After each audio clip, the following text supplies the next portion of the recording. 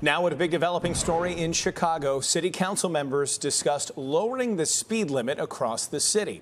If this proposal is approved, it would go from 30 miles per hour in residential areas down to 25.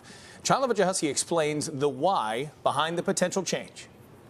The speed limit on many Chicago streets is 30 miles an hour. Not fast, but still dangerous, according to experts testifying today before the City Council's Committee on Pedestrian and Traffic Safety. I want to make the point that small decreases in average operating speeds make big differences in decreasing risk.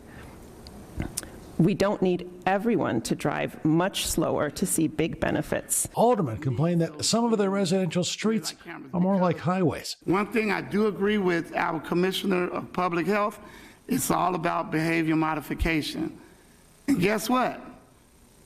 Our drivers today are not getting it. They would like to see the city reduce speed limits by 5 miles an hour. Reducing the speed limit is one additional tool in the toolbox that we really should be considering seriously. But lower speed limits could result in more fines for drivers. We're more interested in changing the behavior, not so much in receiving the revenue. And while the city insists that its only interest is safety, some aren't so sure. I think the picture as far as safety goes is mixed, but the revenues are clear. In a recent study, the Illinois Policy Institute found that speed cams are a major source of revenue for Chicago, issuing tickets every 20 seconds and raising revenues of over $102 million last year.